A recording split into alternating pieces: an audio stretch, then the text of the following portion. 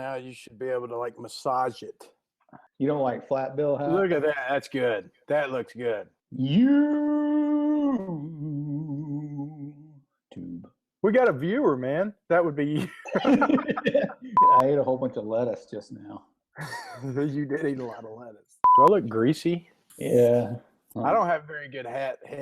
My left hand's on the right side of the screen, and it messes me. Don't move. I read a book on ventriloquism when I was young. My brother had a dummy. You did? I was going to say his name was Charlie Chaplin. I feel like I should know who that is. Isn't that like a historic figure? Or is that Mark Twain? I think I'm getting Mark Twain, Charlie Chaplin, and Winston Churchill confused. History is not my thing. I googled dummy. You know, we should try to do this whole podcast without moving around. See that guy? Because that's scaring me right now. Charlie McCarthy. That was his name. I bet if you Google Charlie Chaplin or whoever you're just talking about. Oh, I already did. He was that comedian. He was the comedian that ran around with that big fat guy. Abbott and Costello. Okay, maybe I'm. That's totally wrong. Charlie Chaplin was.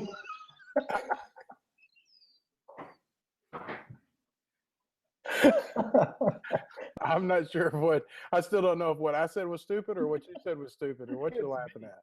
I'm the idiot. I didn't know whether to hang up or laugh. You want to try to get Valerie in here? We should probably start now getting her. How do we do that?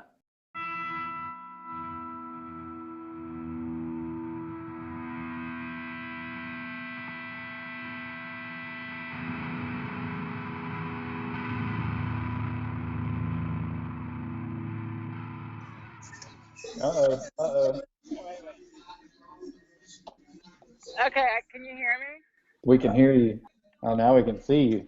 Oh, boy. We were pulling it off. Yeah, but you're sideways. That's not my fault. You're going to have to grab a bar and do this perpendicular. Do I need to move my phone? Oh. Your turn. So close. Oh, right there. No. Now my head's gone. Can you lay down on the floor? Can you do a handstand? Can you do the whole interview upside down? Hey, look, I got it. Oh. Look at that. Look. Oh, that's perfect. Hey, Valerie, it's nice to finally meet you. You too. How you doing? I'm doing wonderful. I've been excited about this all week. Me too. I can't believe that we've got all three of us on here. The people from NASA must have felt similar to this when they got to the moon. This is Valerie's first Google Hangout. It is. I'm really excited about it. And our first podcast with someone that is not here with us. All right, so what's up, Valerie? How are you? I'm doing great. It's nice to see you. You too. Tell us about yourself. Who are you? I'm Valerie Hunt, and I live in Austin, Texas, and I'm just like you. I'm an affiliate owner. I'm BBM CrossFit, and I'm also a running coach. So I have a running group in Austin called Run ATX, and then I have a running company with Vaughn called Run RX. And our goal is trying to teach the world how to run faster, stronger, not hurt themselves, and combining running with strength training is the goal for us, right? Right. You own a CrossFit gym. I'm curious as to what came first, the CrossFit or the running? The running. I've always been a trainer. Moved to Austin in 1990 to go to UT here. Got a Kines degree, taught aerobics, personal trainer, worked in one of those huge gyms. So I managed a gym that had like 15,000 members, 2,000 people a day. I taught aerobics classes of like 60, 70 people. I did that for like 7 years solid and just kind of burned out. So I opened my own gym in 2001, and it was called Express Fitness, and it was all about how to combine strength training for endurance athletes. So I'd already kind of got into that phase because in Austin, everybody likes to do triathlons. Mm-hmm. So I was doing marathons, triathlons, that kind of stuff. But I wanted to continue training. I was doing a lot of high volume, low weight kind of training. Starting around 2000, I started coaching the pose method. So pose method of running, pose method of triathlon. I've been working with Romanoff all those years. And in like 2008, he was like, hey, guess what? There's this company called CrossFit. and they like pose method. We've had not a really easy time of trying to get people to do this. And so I started working with him, and then I met Brian McKenzie in 2011, and he had started a company called CrossFit Endurance. So then I started working for Brian, so that's when I switched my gym into an affiliate. So I was already a gym owner, but it was not an affiliate. And so now I've been an affiliate owner since 2011. And then I was on the CFE circuit for the last 6 years. How did you come into contact with Romanov? I called him because I had bought a book that had him in it, and I was trying to copy the drills out of the book, and I kept pulling my hamstring. So this is how long ago this was. I went back to the index of the book, and there's a little number, and I just called it and talked to his wife and basically said, I'm trying to run this pose, I'm trying to coach it, and I'm just not really getting it. And so they were like, oh, well, we'll send you another book and another video, but you need to work with him. So that was where I realized, like, you cannot learn this from a book or a video. You actually need coaching. Where does he live in relation to you? Were you doing all this long distance, or does he live there in Texas? Yeah, he lives in Miami. So I had him he came to Austin, and then I would go to Miami. So I've just gone back and forth, have him in Austin, or I go to Miami. In fact, I was just there 2 weeks ago. I just went and saw him again. So tell us about that experience. I bet that was cool going down there to Miami. It's always good. I always learn more when I see him, and it's fun to go over stuff. And at this point now, you know, he's actually working directly with CrossFit. You know, the fun part about CrossFit, in my mind, is everything's about skill. Like, you don't pick up a barbell until you understand how to use a barbell. So it should be the same thing in running. Like, I should not send you out to go for a run if you don't know how to run. And unfortunately, when you sign up for a race, there's not a little checkpoint that says, hey, do you know how to do this? So that's usually the secondary. Like, unfortunately, I don't get a lot of reach outs, maybe more now, but usually it's once they're hurt, right? Like, I've been running and now my knee hurts, my shin hurts, whatever hurts. It's finally people are realizing that it's a movement, it's a skill, it's a way, like, there is actually a way to learn how to move, how to run better. It doesn't have to be as painful as some people end up having in their runs, you know? That's what I wanted to know. It seems like that you would probably be sort of a last resort for a lot of people. It's hard enough to get somebody to start running, and then if you can get them to start running, then don't tell me how to run. If I'm going to do this, I'm going to do it my way. I don't want to shift something that's already terribly uncomfortable and start doing it in a way that I'm unfamiliar with. So I would imagine that you get a lot of people that say, I enjoy running, I'd like to run, but I'm hurt all the time. Well, so I'm like their Obi-Wan, you know, like, fix it so I can go back to it. Yeah, because honestly, like, the fun part of running is running. And, like, a lot of people, they just want to do the distance. It's still such a, like, you know, if you join a running group, it's like, all right, we're all meeting on Saturday and we're all going to run 10 miles and it's going to be great. So then they all run, and then when it doesn't feel good, yes, that's when they're like, I wonder what I could do to not feel good. And what's the first step, as you both know, is buy new shoes, right? So I buy new shoes and that doesn't work, or I buy a band for my knee and that doesn't work. And, you know, you go to the doctor and he's like, well, just do something different and don't run. Well, for most of us runners, that's not the option for me. So yes, I'm a last resort.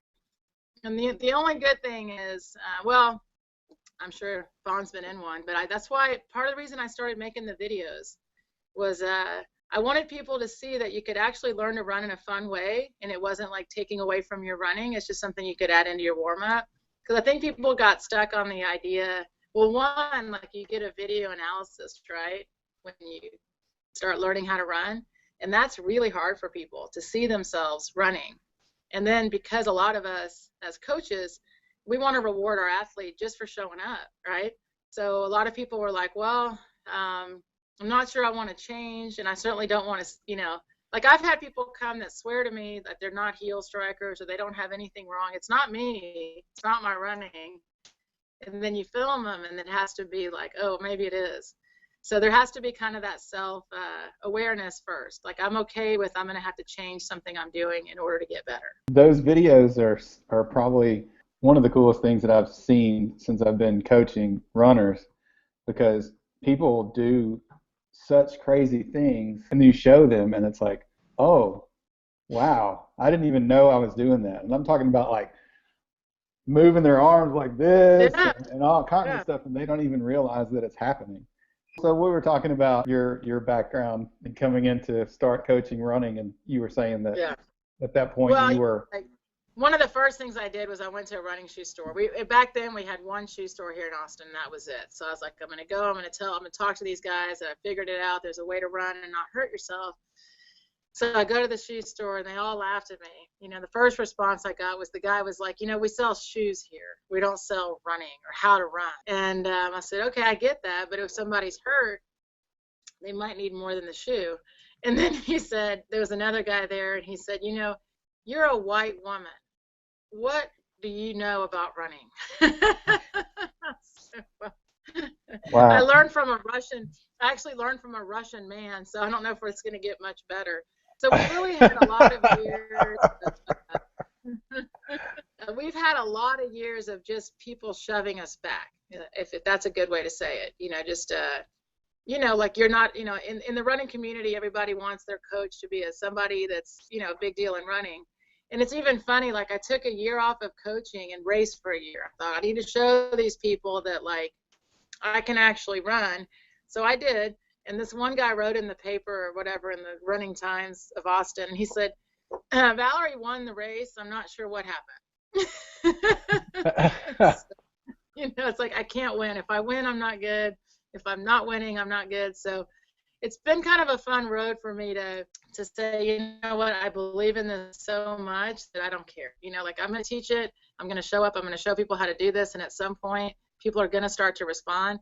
And I have to say, I've been really fortunate because getting connected with Brian, he has a much larger audience, and being able to like be on the CrossFit Endurance team and meet people like Vaughn and get the word out to regular runners. And when I say regular runners, I'm talking about everybody that runs.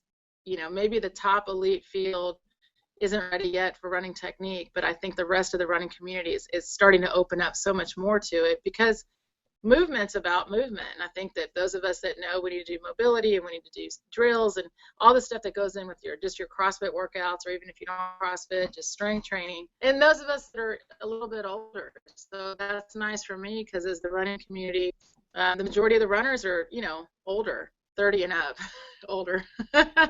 So they're in it for the long haul, you know, and I got into trail running and ultras, and that's also a community that's been really open. The triathletes are open.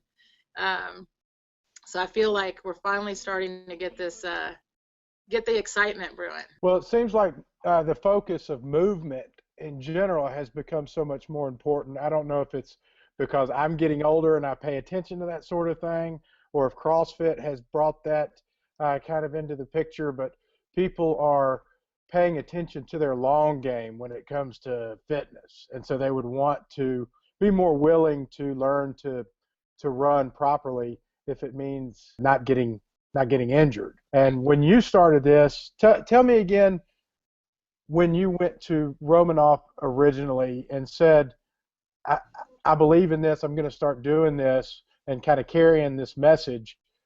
Yeah. When was that? 2004 is when he and I sat down face to face. Before so that had to have been a pretty lonely. There could have been very many people. You had to have your doubts as to whether you were ever going to build a following. Right. Oh yeah, 100%. I mean, luckily for me, by the way, like I had a personal training business. I had my own gym, so luckily I had that, you know, support system. And it's funny now, like when I taught aerobics, I got certified in everything. You know, you name it, I was certified. Step aerobics, kickbox, you know. And back then, that's what you had to do to teach the class. So when I started training people for triathlons and running, it made sense to me to think, well, I better go get the triathlon certification, or you know what I mean? I doubt anyone's going to trust me to train him for a triathlon if I don't know what I'm doing.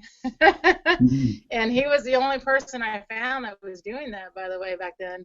And I'm probably one of the first people that came to him not as an athlete. Like he knew it when we met that I'm literally just coaching. I didn't go to Romanoff to say, hey, I want to be this great runner. I want to be a great coach. So he spent probably more time with me than other people because he was like, well, if you're going to coach this, let's make sure you understand what it is you're coaching. They don't need to know everything. They need to know enough to be really good, but you don't want to fill their head. You know what I mean? Like, they need to understand to a point, but a coach needs to understand so much more depth. And so I laugh because now it's funny, but like there's one drill that I rarely teach, and he and I sat in his living room for probably 8 solid hours for me to understand one development of perception.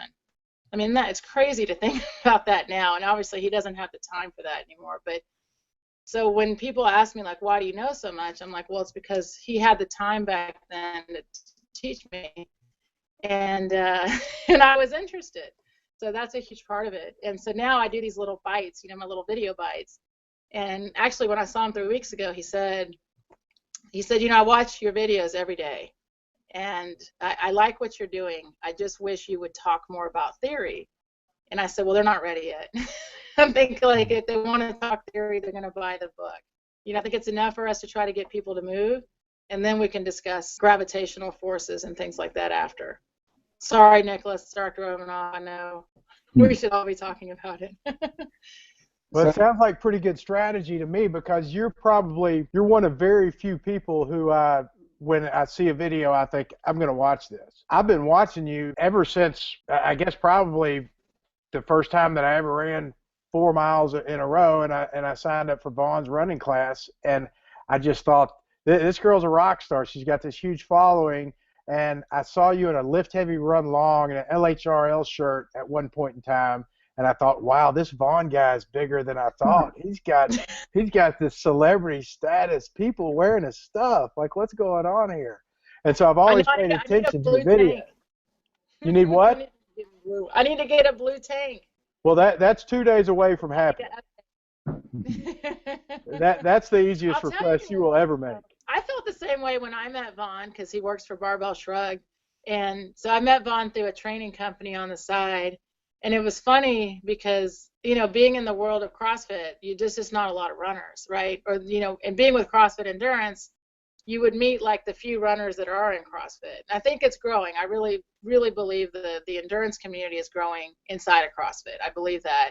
But I would go teach these seminars, for CFE, and you'd get there and like half the group was like, no, we don't like running, And so when I got to meet Vaughn, I was like, oh, I didn't even know they liked running over there at Barbell Shrug. And I don't know if they like it or not, but it's been fun to just kind of connect people that way. And actually, the first time I met Mike Bledsoe, he came through Austin, and I filmed him running, him and his wife, and he's really good. Like, his cadence was really good, and I was like, wow, I was so impressed. And he was like, yeah, I know how to run.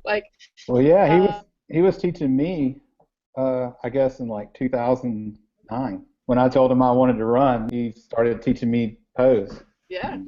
And that, as it should be. Like, I feel like everybody that's a coach, like, I'm not an Olympic lifter, but I coach Olympic lifting, right? You would want to know in my CrossFit gym, and any movement that's written on the board, I should be pretty proficient at coaching you for, right? Mm-hmm.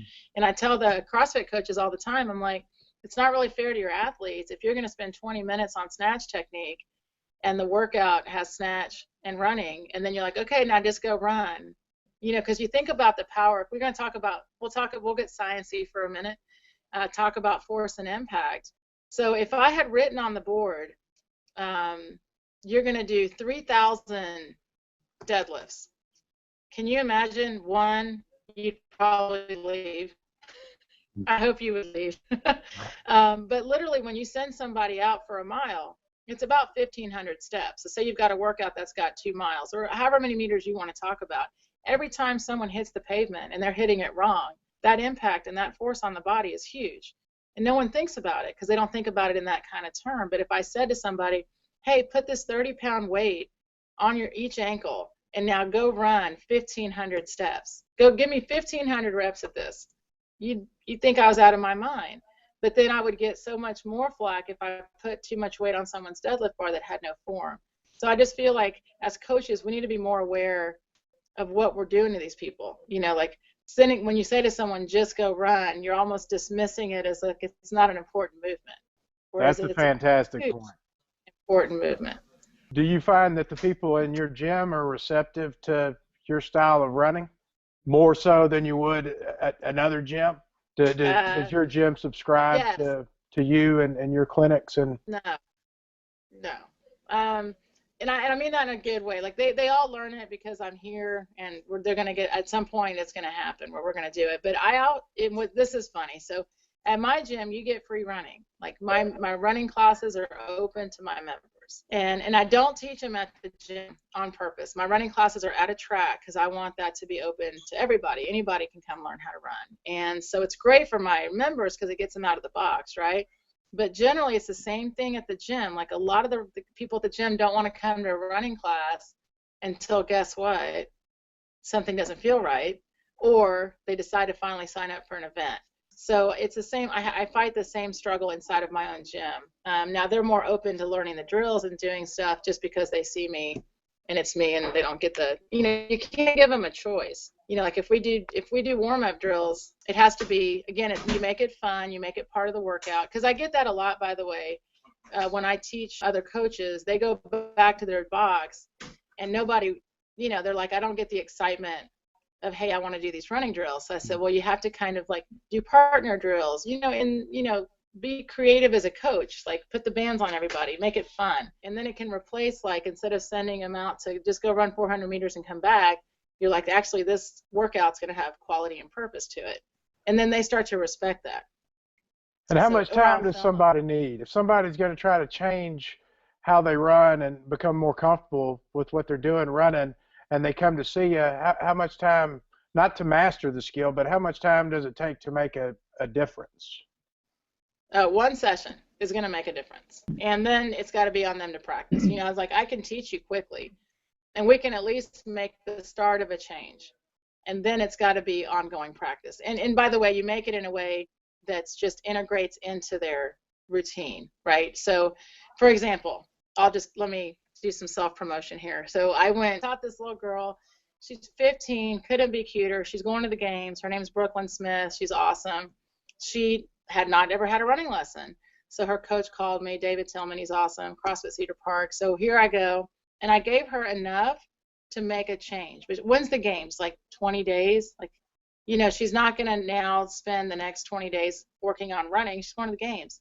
But I gave her 3 things that she's going to add into her warm-ups that are going to integrate into her running. So then it's fun for her because, you know what? It's 3 things that she can add in. She knows it'll make a difference. And I told her, not only will it make a difference in your running, it's going to give you more explosive power in your hips. It's going to give you more muscle elasticity. So if they give you box jumps or anything with jumps in it, you're going to be better at that. And of course, there's Ollie lifting. There's going to have to be, and gymnastics. So I said, these 3 drills will actually make you better in everything you're going to do in CrossFit. So then it makes it more fun for her, and she'll know it'll integrate into the rest of her workout. So I do the same thing. I don't care if you're going to the games or you're going for a 5K or you're just warming up at the box. They're actually the same drills for everybody, but they give you that much more benefit out of it. Now, would these be 3 things that you would just give to anybody, or is this specifically for that person? I wouldn't give anybody running with a jump rope if they weren't coordinated in jump roping. Mm-hmm. There are some people that I work with that they haven't jump rope in years, so like running with a rope doesn't work for them. So I would have them run in a band, which I gave her also as an option. Like if she don't want to get the jump rope out, just tying the band around a rig, falling forward and running in place is so simple and so effective. You can them, like if there's any hip hinging or bending at the waist or anything's going wrong, I can physically fix you while you're still in place. And it's a great way to do like some Tabatas, just to give them a little bit of feel for the cadence. You can play the metronome while they're in place with you. So that drill works really well. And then hops, like everyone needs to hop. So anyway, you're building that muscle elasticity. And so I call them elasticity hops because you can put a band around somebody's ankles and then they can just jump and press out against the band. And then you take the band off and you run and you just feel like you're spring loaded. It's really cool. So anything that gives that immediate feedback is what I like to give out. Can you teach somebody to do the pose style of running remotely, or do they need to be with you in front of you? No, I do remote coaching all the time. So absolutely, I can coach you remote. So they'll send me their video and then I evaluate the video, send it back. I give them the drill progressions. I mean, it's the internet's amazing. And I mean, I can Skype with them if they need it. If they want to talk to me or run in place in front of me direct, that's fine. But now Vaughn's better at this than me, but I've actually figured out on Coach's Eye I can like write on the video. I can put lines and things like that, so they can see it. Otherwise, I'm just taking stills of their video and sending them exactly, here's the mistake, here's what's going on. Because the really big thing is like, it's not just heel striking. Everybody got really stuck on that. It's more about that people focus too much on landing. Running is not about landing. Running is about pulling, and gravity is this beautiful thing that will put your foot exactly where it's supposed to be. So once I can kind of get someone to change their mindset of how they run, of how they move to that pulling, they all of a sudden, like, a lot of things will just click in place for them. So the first thing they have to do is just change their paradigm. Like, they have to understand the difference of perception of movement for running. So then it becomes like, the first step is always like, let me just see you move, and then I can help with what's going on movement there, and then we need to talk about what running is. So I've got RunRx. We've got this 3-2-1 run program, which, by the way, we have a guy just following the videos. He ran a 2:52 at Boston, just with the videos. No training, no nothing. 2:52 at Boston. He sent me a video. He's off. Like, his cadence is not right. It's too slow, and he's heel striking. And so he said, I really need you to coach, because now he wants to train for an even better, faster marathon in Boston. So he's now following our 3-2-1 run plan.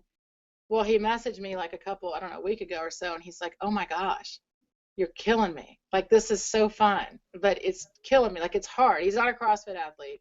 So I'm having to add in body weight strength work, because it's amazing that he can run a 2:52. His hip strength is lacking, so we got him on hip strength. And now he's wearing like a Garmin with his cadence. So he'll literally send me texts like, I did 178, I'm almost to 180, you know? So to have that self-feedback, but also to be able to talk to the coach is huge. But I don't have to be with him on every run, obviously, just in his mind. With you talking about him improving his speed and doing a 2:52, how much of your method is of the pose method is designed around improving speed versus just comfort level and injury? Because when I think about it, I think about just me being a heavier person. I just hurt so bad when I run, and so I had to have somebody teach me how to get out of the aches and pains more than I cared anything about running any sort of time trial. Right. Which is most people, by the way. I mean, the reality of how many people are running sub-3 marathons is pretty few. It's just, majority of runners, like they say the average marathon time in the States right now is about 4 hours plus, which is unfortunate, because what that means to me is there's a lot of people out there that are hurting. Because if you're out in a marathon past 4 hours, you're not having fun anymore. I mean, there's, right, Vaughn? I mean, it's like, that's true. You're not running. You're probably, there's either like a muscular thing going on and you're having to stop and walk, or you're just struggling through the miles. Like, I'm working with a great lady right now. So her goal's been, I'm losing 100 pounds and I'm running a marathon, right? So going hand in hand. And she's just about done with the 100-pound weight loss. And last week, for the first time, I had her run I think she ran a 9:15 mile, because she's really been sitting at like 11s and 12s. And so what I said to her is, the problem is you sit at this 11 and 12 on your body, it just becomes too much. It's too much pounding, it's too much impact, and you don't need it. What she had to learn is what Vaughn talks about all the time. She doesn't need to go run 20 miles at an 11-minute mile. She needs to run 5 miles at a 9-minute mile. And that's going to get her the conditioning and the quality workout she needs to go run that marathon. And that's the second part of what the struggle we have, right, Vaughn, is like explaining to people. And this was also where CFE came in and Brian McKenzie kind of shattered some walls, is you don't have to go out and do this distance. And so for a lot of people that are hurting when they run, they're bigger runners, they're not getting the conditioning they think they're getting by trying to run the mileage. You're going to get a much better workout, by the way, and you're probably going to feel a lot better and hurt a lot less if you train, even if it's a distance run you're training for, is to understand how to use the intervals and shorter runs so that there's a higher quality. But what's interesting working with her is she was really not understanding that it's okay for you to breathe heavy when you run. Does that make sense? Like, it's okay to suffer cardiovascularly. You're running. Like, you're going to breathe hard. You're running. It's okay. It shouldn't hurt in your joints or your muscles, but yes, it will hurt in your lungs, and that's all right. Because, breathing is, we can work on breathing also, but I think for some people that are just getting into the sport or they're slower runners, as soon as they start getting a little bit winded, they pull back and they slow down. So we have to help people get past that little wall. I bet you're met with a lot of resistance in a room full of runners who just believe that miles is what you need and more miles, and you have to be caught up in a lot of arguments if you're at the wrong cocktail party. It's getting better. Yeah, and that's okay. I don't care. I mean, it used to be. All the results we post, all the people that, including you, including Vaughn, that are going out and doing these longer runs and not hurting themselves and running these good paces. I think that's changing the story. I did have a woman, I still train her, she's a dear friend of mine, and she said, please don't take the joy out of my running. And every Saturday morning, her and her best friend, they go and they run anywhere between 10 to 14 miles. And that's the joy in her running. And I would never take that away from somebody. If that's the joy in your life, why would I remove that?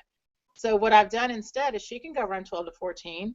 I make it some days where it's progressive and some days where it's just a tempo and some days where it's a time trial. So it's not the same run every day or every weekend.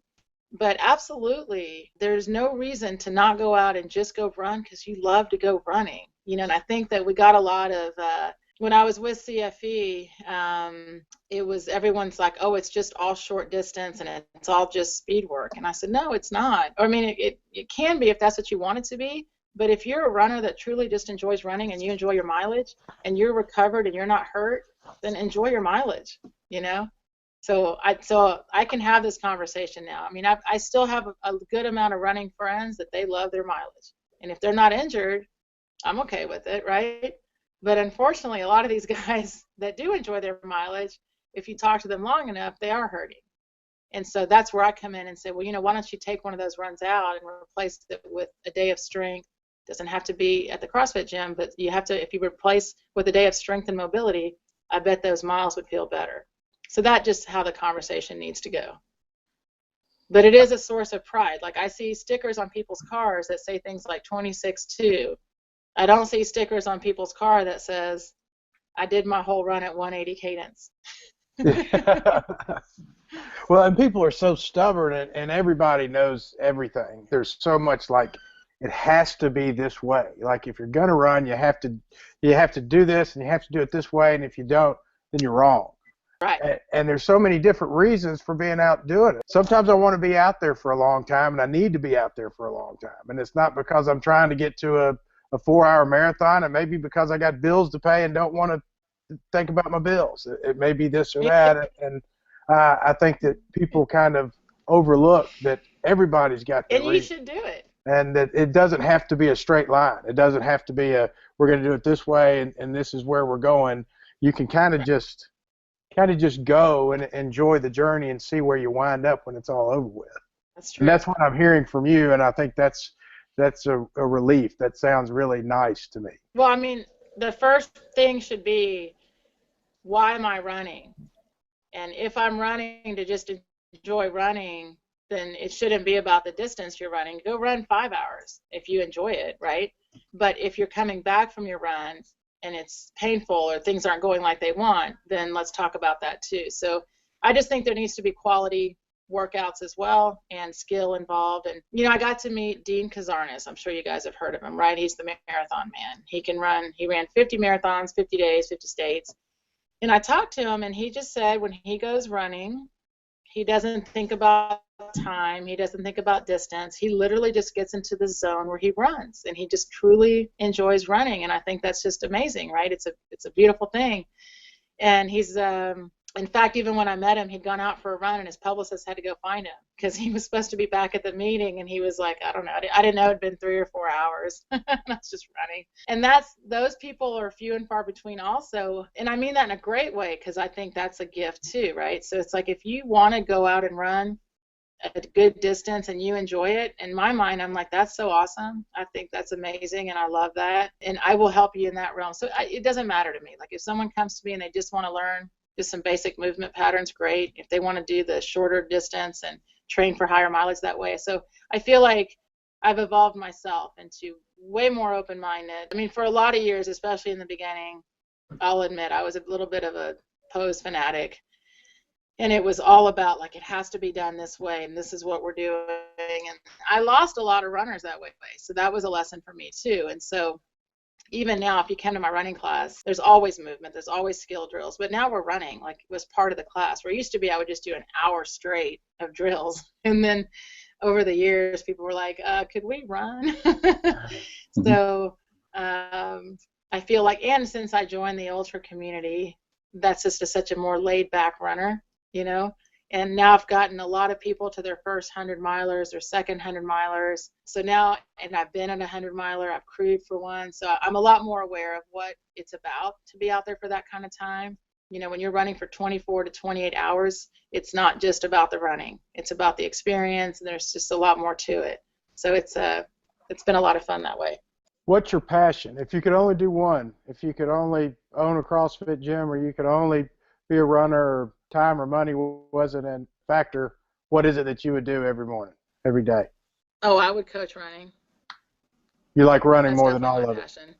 And it's funny because I love running, like I'm a runner, but I love coaching much better than I love running, don't get me wrong, I'm a runner, but I love coaching more than I love, like, I don't race anymore, so I participate. So I really do. I have a joy in coaching. I just love it. And it's interesting, like, I'm hoping to continue the teaching aspect, right? So, like, I'm doing the videos, I'm building this community. There's no more CFE. We're trying to, we're having a clinic, so 16th and 17th in California with Brian McKenzie, and it's going to be a one-time only. We're never doing it again. And it's going to be me, Brian McKenzie, and Paul DeAngelis. And here we've been, like, coaching runners, talking about running, and so we really thought this will be great. We'll do this one time, kind of a, you know, goodbye to CFE, see if people want to come. And it hasn't been a big excitement.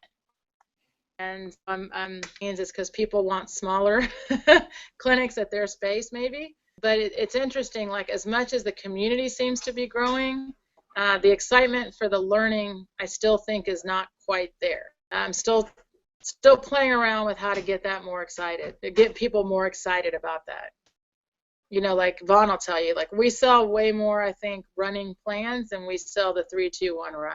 Mm-hmm. It's like, or they'll come back later with it. Like, we had a guy sign up for a marathon through us, and he did a great marathon. He did his goal, he did his time, but then he said he just bought the 3-2-1, and he said, you know, I guess I realized that if I want to get better at this, I should actually work on the skill. So now he's doing the skill, and he said, you know, I actually used to watch your videos, so I thought I had it, and now I realize he had his video analysis already, and now he's on week 1. So he emailed me last night, and he was like, wow, I really didn't have it. And I said, just think about how much better this marathon's going to be, because now you're going to have the skill. So maybe it's this 2-part of learning. Like, maybe we'll get the people after, you know, like, they'll do the race, and then they'll think, how much better would this race be, or this event be, if I learn how to run, you know? Well, that's what intrigues me about you overall. You say that there's not a lot of interest in training session that y'all are going to put on, but you've continued. I mean, even when I'm sure you didn't have a following and didn't have a group, there had to be days where you woke up and said, you know, this just isn't worth it. This isn't going to pay off, but you continued to do it anyway, which is the kind of thing that I admire so much and gets me excited, is that you don't really know whether it's paying off until it pays off. And people are obviously circling back around and saying, you know, I need you now. Yeah. I didn't believe I ever would need you, and I didn't want to need you, but I do. Right. And that's paying off, and it's going to continue to pay off. You know, it's funny now because life is what it is, but I have a woman that's been with me for 20 years. There was probably, she would probably say, I can't remember, but I would say there was probably 2 or 3 years of time where I'd go to the track at 5:30 in the morning, and she was always there. Just couldn't be a better person. And 99% of the time, it was just us.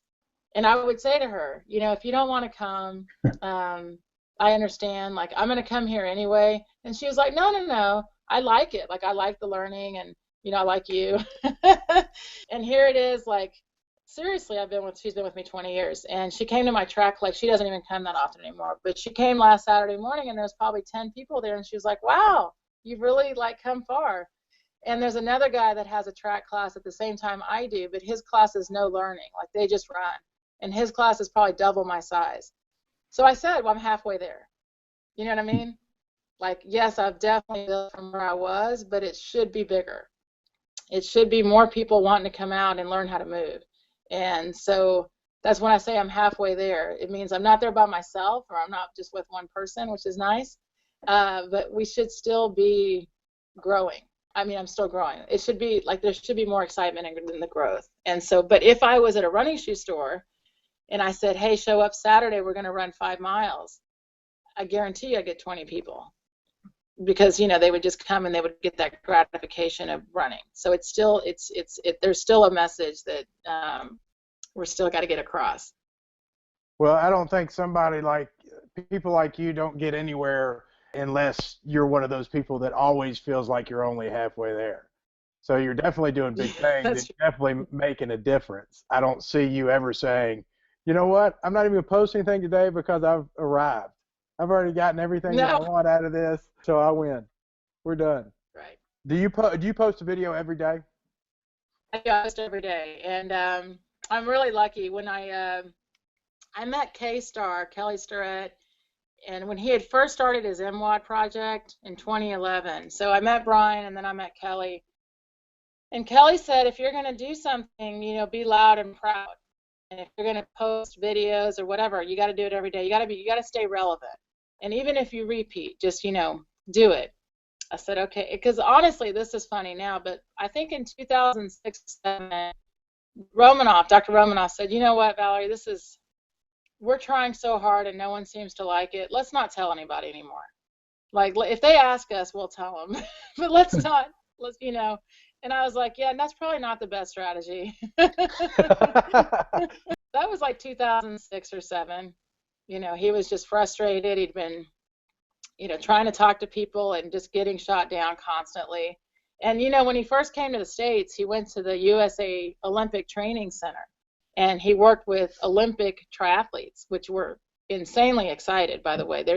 He's got one guy that broke the 30-minute 10K, one of the first people to break a 30-minute 10K in an Olympic triathlon.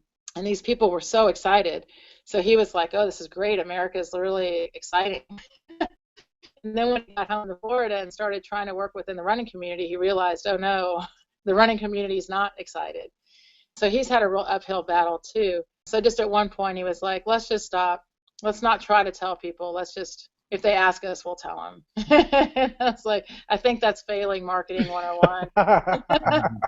And then, you know, once I met Brian, and here's Brian, that was the odd thing for me, was here's a guy that doesn't, again, not a runner, you know, classic runner type, but filling rooms. I mean, I was like, wow, this guy's got it figured out. So people are listening to Brian. And he's saying that he's speaking the same message, you know, talking about changing your form and all that. And so I thought, okay, so he's found a much better audience, obviously, and that's because of CrossFit, right? So he had people that were like, well, maybe we don't like running, but we're willing to learn. And so I've been in that community now for a while, and I stay in both, right? So if you at least talk to a CrossFit athlete or a coach, they at least respect the idea that you should learn how to move. So I get that much. And so the other thing with the videos is Brian had made a comment where he was going to make a bunch of videos. And so, of course, I'm like, I want to be in them. And he was kind of like, well, make your own. So, okay, I did. And they're still out, right? We're still doing it. And what I'm hoping to at some point, and this is where Vaughn will have to come in, but we need to make like a series, like an actual, like step 1 or week 1, week 2, week 3, because I don't have any rhyme or reason to them. I just, hey, let's just talk about pulling or falling, because at the end of the day, I told someone 16 years later of coaching pose, studying pose, what hasn't changed is what it is. It is literally getting into the right position so you can fall and use gravity to move forward. And that's it. So that's the nice part. What's changed for me, what I'm much better at is cueing, much better at getting people in position a lot quicker. I understand mobility than I did before. You know, as a runner, you don't really stretch, especially back in the day. You know, like warming up was getting out of your car, getting to the start line. So I've had to add a lot of that in and learn it. I mean, I'll be honest, I didn't, here I am a kines major. Stretching wasn't really talked about, or mobility wasn't a word back then anyway. So I feel like a lot of us have come together from the pain, unfortunately, but I know I did. That's how I found pose. I kept pulling my hamstring, and at some point, it's not the shoe, it's you. You had said that Romanoff had said, let's just quit telling people about this. How much effort does it take, or has it taken in the past on your part to not just say, just the fear inside that says, like, I don't feel comfortable doing this, or I don't want to do this, or I'm going to fail, or nobody's watching, or nobody's ever going to listen to this. Is that hard for you even today to do that? No, because I know it's right. Like, I know it works. I respect and admire people that have any passion and follow it 100%. And some days I think, oh, I wish it wasn't running for me, because it's really hard to get this out for people. And so, like, if you ask my husband, he would tell you I was a nut.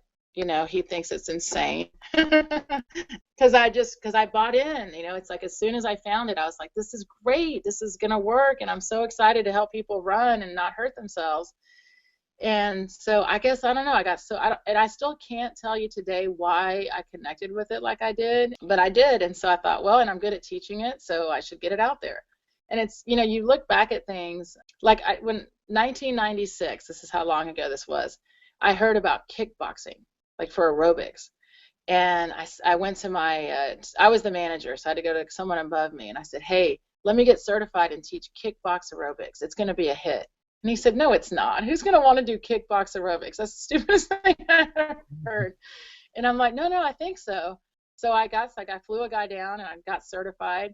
Our very first class, 75 people showed up to take kickbox aerobics. So, of course, you know me, I'm like, in your face. I told you. And I mean, it was a huge deal right back then. And then that Billy Blanks guy came out, and, I mean, right, you've seen it. So I tell people, I'm like, like, I feel like sometimes I'm ahead. Like, I found something and it was a real hit, and I went forward. So when I found the pose, I was like, oh, this is going to be just like kickbox. Like, I'm going to, I'm going to teach this running, and everyone's going to be so excited. And it was such a knot. Like, it was like, it was like my first fail, like my first huge fail.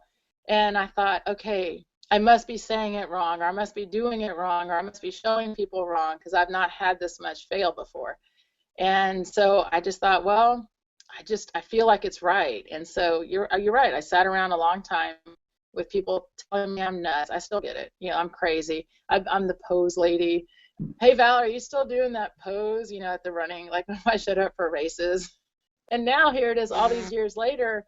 And so here's a good thing. So last Thursday, I signed up for a 5K just for fun.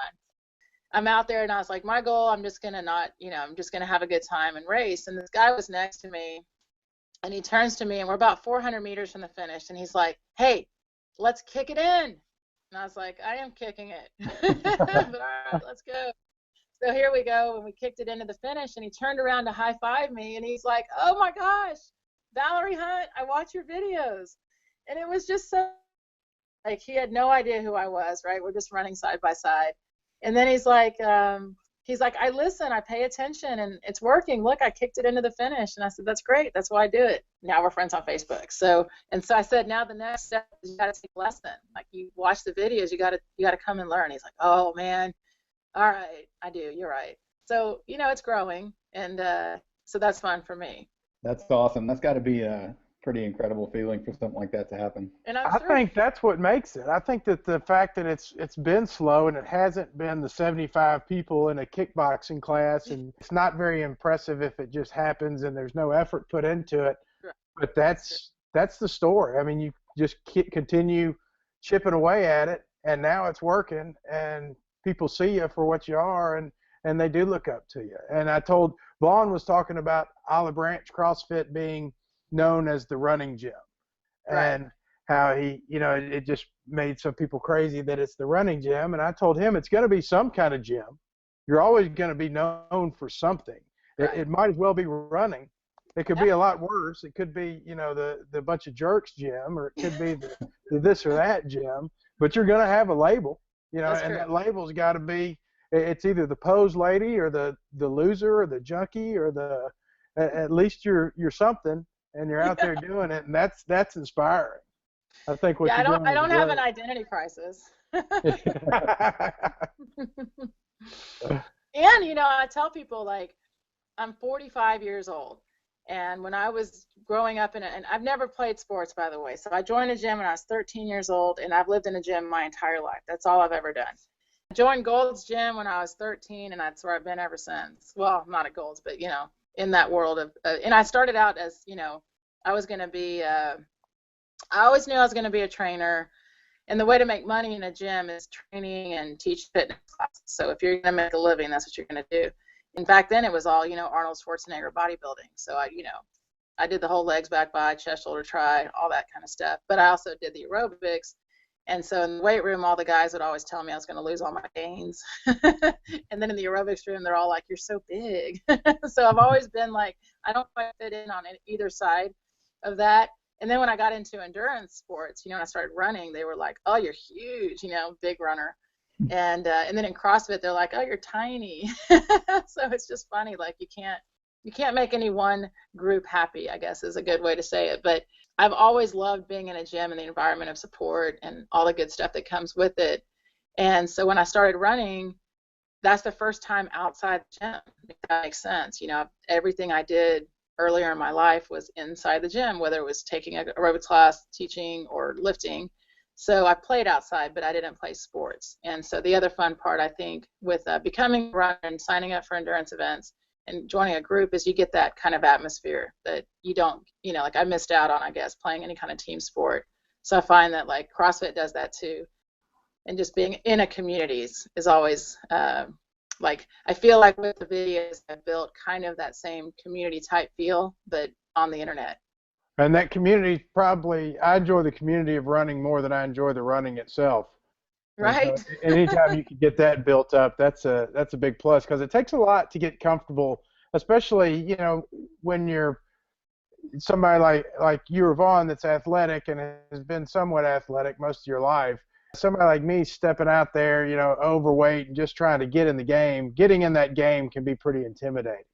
And so any connection you can make and any bit of community that you can have, I think is helpful to get you started, because once you get started, you realize, we're all just trying to make it through. Oh, I mean, I tell people, like, I don't know, like, to show up to one of my track classes on your own is huge, because you're coming, you don't know anybody. You don't know, like, you're almost having it, you're admitting, like, I don't know how to run, so, like, I'm going to learn how to run. Like, just sounds so crazy. So a lot of people have to know someone, or they feel like they have to bring someone with them to come. And the same with the CrossFit gym, right? It goes the same way. Like, if you don't know anything about weightlifting, it's intimidating, because what you see is everybody looks like they know what they're doing or they're fit. But you're right, everybody that walked in, they didn't know what they were doing. They had to learn. And once they're in that learning environment, they thrive in it, because they realize, like, it doesn't matter how much weight you can lift, because if you're doing it wrong, everyone's going to correct you, no matter who you are in the gym. And also like, you're in trail running, right? You do more ultras, more trail kind of running. Yes, correct. Because I find that community is even more open. Nobody, you don't finish a trail run and nobody says to you, "Well, how fast did you do it?" They don't care. You're done. Have a beer, have a burger, have a good time, and maybe we'll talk about, like, some of the hills or some of the stuff we went through, but everybody went through the same experience, whether they won it or they were the last one in. We're all suffering the same. I remember when I ran my first 50 miler, and I was like, at the end of it, I was like, man, I wish I could have gotten closer to 11 hours or something like that. And so I forget who it was. They're like, "Are you kidding? Like, you just ran 50 miles. What's wrong with you? Don't worry about how fast it was." You just ran 50 miles. If you just think about that as a sentence, is pretty crazy, right? My first 50 was a fail. I got to mile, I don't know, 25 or something, and my hip went. And my friend of mine was there. She's a massage therapist. She's working on my hip. And the race director took my number. It was just this whole feeling of just, golly, are you kidding me? So she drove me to the next rest stop, and I was like, I'm getting back in. So I got back in and finished the race. I did 42 miles out of the 50. And when I got to the finish line, I went up to the race director, and I said, "I just need to let you know I finished." And he said, "Well, good for you. I get a burger." Whatever.